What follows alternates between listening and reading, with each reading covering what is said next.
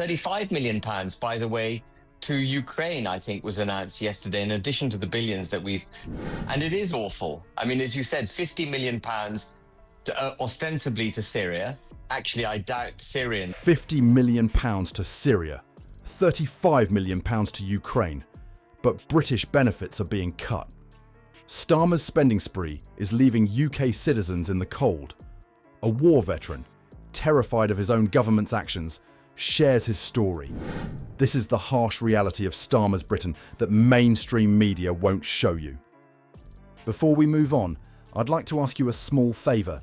If you appreciate this content, please take a second to like this video and subscribe to the channel. Over 98% of you watch the videos without subscribing.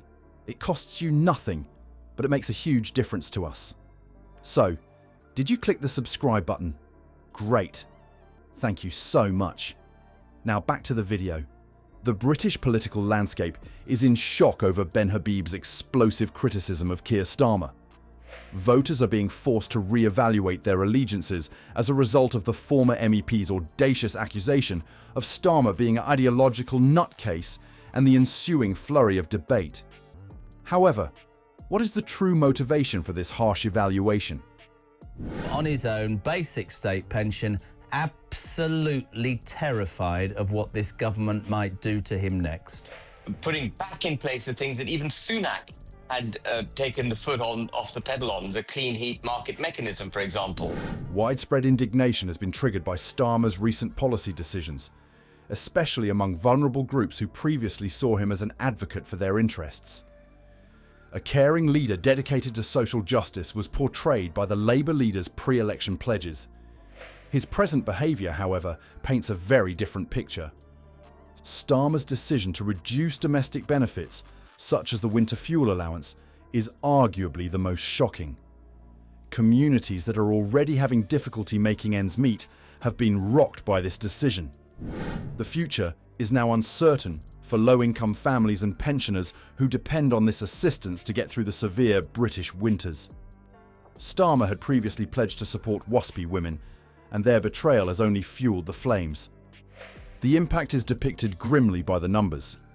Habib claims that 3.5 million WASPy women and an astounding 10 million pensioners have been alienated by Starmer's policies. However, the harm doesn't end there. 18 million Brexit supporters and it is awful. I mean, as you said, £50 million ostensibly to Syria. Actually, I doubt Syrian. He's given effect to his ideological aims by putting Ed Miliband in charge of our energy. Another 2 million farmers are on the wrong side of Starmer's agenda. These choices have wide-ranging economic repercussions. Habib contends that the UK economy is suffering greatly as a result of Starmer's ideological stance. For example, the private sector is disproportionately impacted by the increase in employers' national insurance, while the public sector is unaffected. Property rights and private enterprise have suffered as a result of recent budget decisions, casting doubt on Starmer's dedication to economic expansion. However, these contentious policies might only be the beginning. A troubling trend becomes apparent as we examine Starmer's agenda in greater detail. His actions appear to be part of a larger scheme to reward unions for their election support, according to growing evidence. Traditional Tory voters, especially the elderly and WASPy women, suffer the most from benefit reductions, while union members benefit from pay increases. There may be significant long-term repercussions for British sovereignty.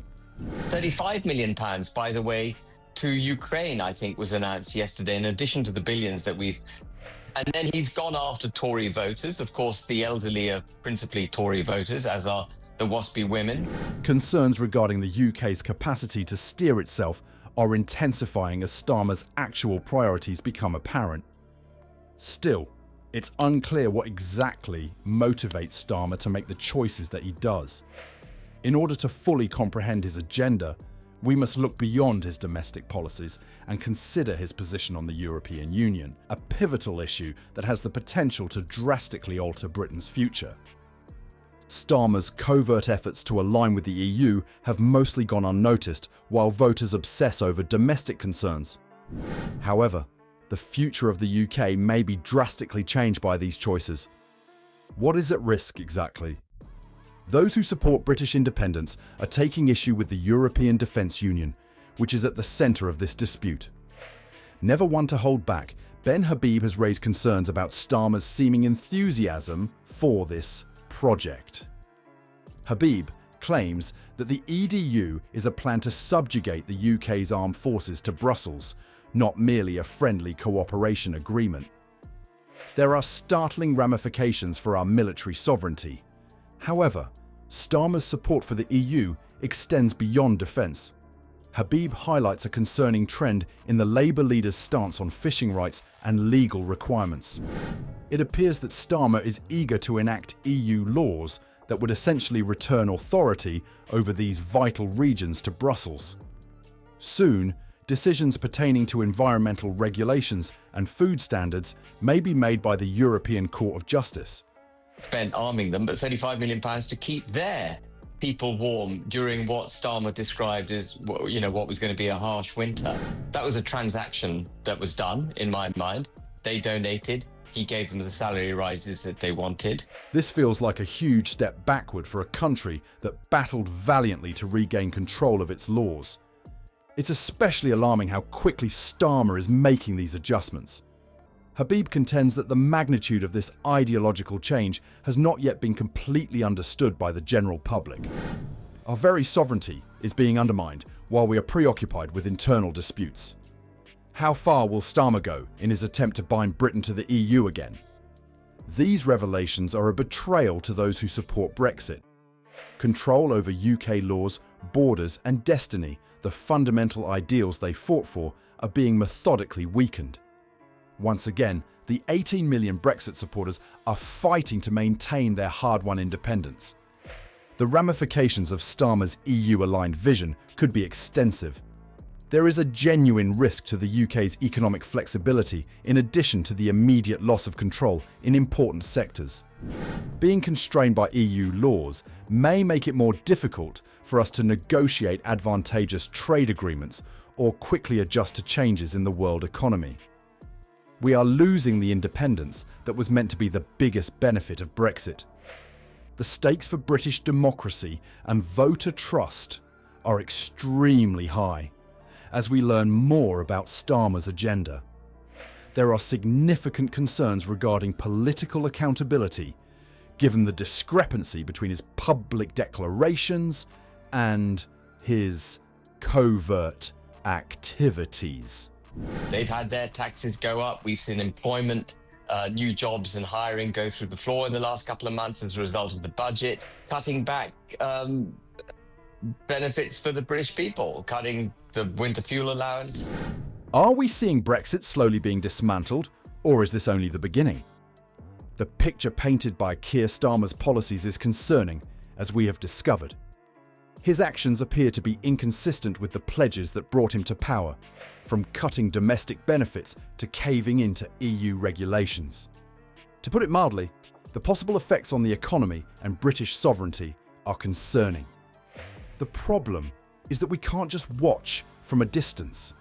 Voters need to take action now and demand true accountability.